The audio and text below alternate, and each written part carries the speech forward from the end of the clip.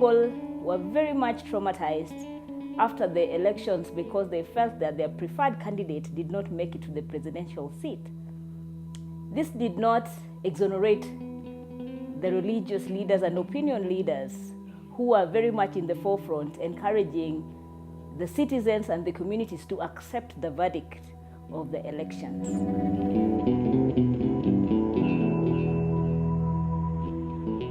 We were talking of the possible case scenarios that we would have. And when it was mentioned that maybe the ODM presidential candidate was not going to be the president, and so they had to prepare themselves and also prepare the community, it became so difficult for them to accept it, the so-called healers themselves. Upon the realizations that the healers, who are actually the religious leaders, were very much in pain, Local Capacities for Peace decided to organize a forum to bring them together to discuss ways of overcoming the trauma and the pain that was related to the loss of the elections. And so the Healing of Healers project was birthed. That coming together was a real healing process for the clergy. And when I talk of the clergy, I talk of the Christian community, I talk of the Muslims, I talk of the Hindu. Actually, it was a very emotional time for them. They were very, very emotional, and looking at them, they were not bishops at that particular time. They were just human beings who are very vulnerable and have feelings. This program has sought to create safe spaces where the healers could come together, share ideas, and interact with each other, irrespective of their different faiths, irrespective of their different denominations, and irrespective of their political party affiliations. When we went to a workshop in one of the hotels around here with the LCPI, we were there for 3 days. It was a healing program. I myself got healed from my fellows, and I very appreciated. Yeah. And I told my people that I'm very much grateful. I've now changed. It was true, not just me saying. I was really affected. But then I also got healed, so they could heal others. The election results injured the healers, the bishops. They felt injured, they felt robbed of their victory. And what can they do? They cannot agitate violence. They still have to speak peace. So we had a meeting that brought us together, and that free expression of our feelings, with some expressing their feelings, shedding tears, we were to a certain extent relieved, many of us. It is important for Local Capacities for Peace to have the healers well, so that even as they go out, they can pass that healing to their followers. The person who played the role of healing others also need that healing process for himself. When we brought the healers together, that is the bishops, we saw a lot of emotions. And I saw many of the church leaders, because sometimes they don't want to expose that they are affected and that they are injured to the public. When you bring them together and share with them, then their emotion comes out very clearly. Everyone needs healing. And when you take in a lot of issues from people, especially emotional issues from people in the society, you also need some safe space to vent. Because we are human beings. If you keep taking in, and you don't take out, then you will explode at some point. When people see you as a bishop, they think you are the source and you can help them. When you continually help them, you also suffer burnout. Sometimes you suffer the burnout without you realizing that you are suffering a burnout. And maybe a technical person somewhere would read that you are really suffering from a burnout. I went to the hospital to see a doctor, and they really carried out all the tests, and the doctors told me, you need to give your body a rest. That was their word, and they never prescribed any medicine for me. So I had to go and rest for a whole week. But it is difficult because people still need you, even in that rest. My work, as far as my work is concerned, I have to contain myself, and then you see, if a doctor is much more sicker than the patient, then the work would be impossible. So I've got to be above them in terms of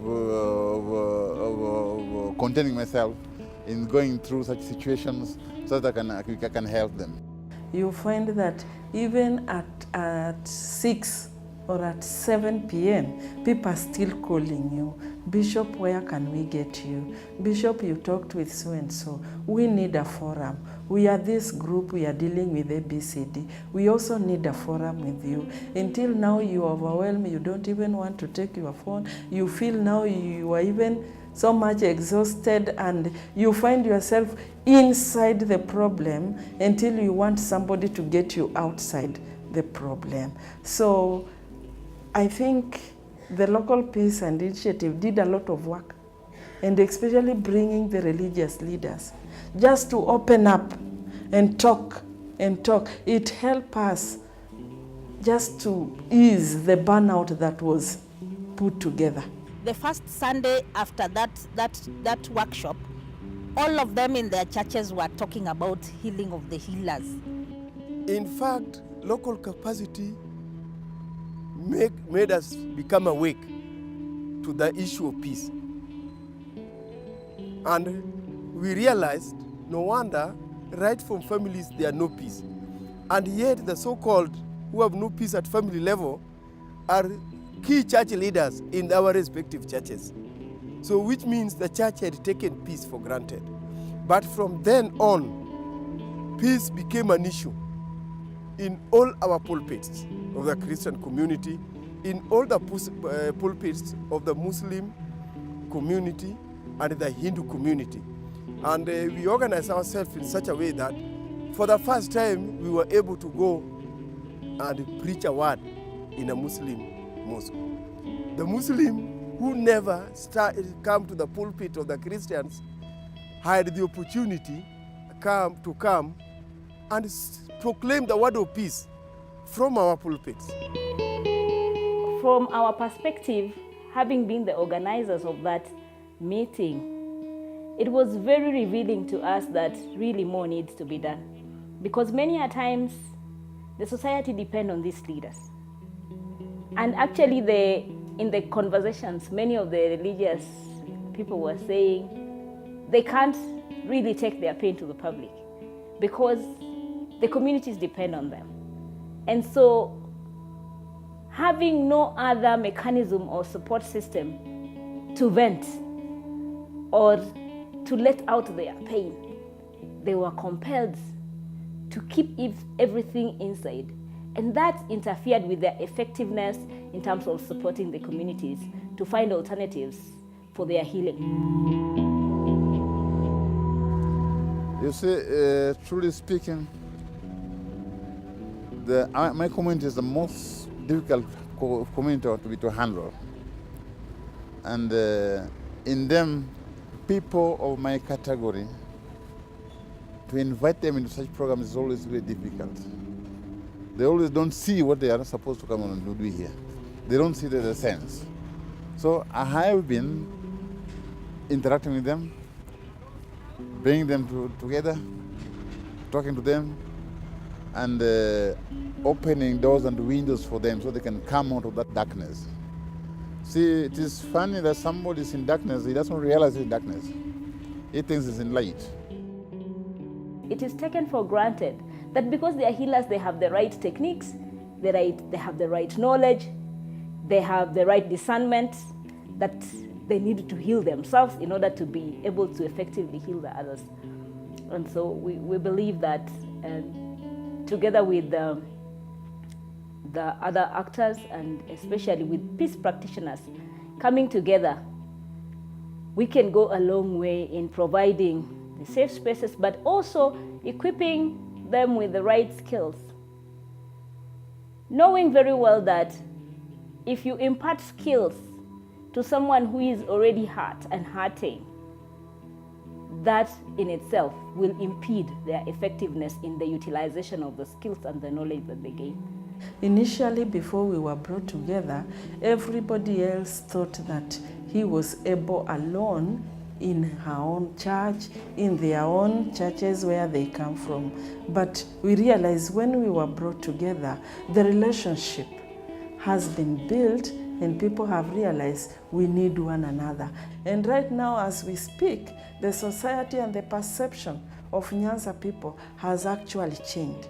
And now we are able to accommodate anybody. We are able to address and identify our own issues. And even now, when our leaders pass, even in the former Baghdad areas, they identify, Bishop, hatutafanya kitu mbaya, weka kuja tu tuombe, mambo yetu tusuluhishe. And they share whatever they had. So it has been an opening for us.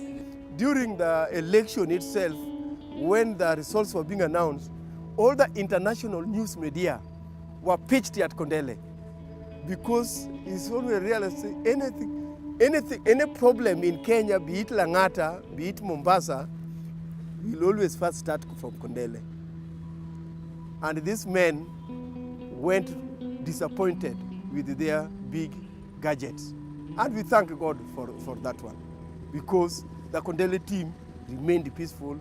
They listened to us, they heard the concern. It is their own county, their own government. They cannot be violent and destroy anything anymore. Many people in the peace building field have never been consciously dealing with trauma. And yet,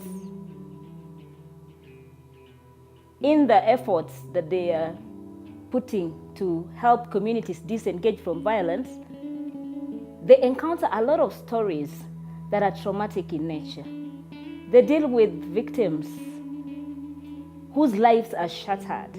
And so they take a piece of the shattered life with them as they go along. And as you talk to many peace practitioners, you realize that subconsciously they are traumatized and they carry these burdens with them. And many a times they don't even recognize it or appreciate it or realize it. And so more and more we have come to the realization that we need to be cognizant of the effects of our work on our lives as peace builders.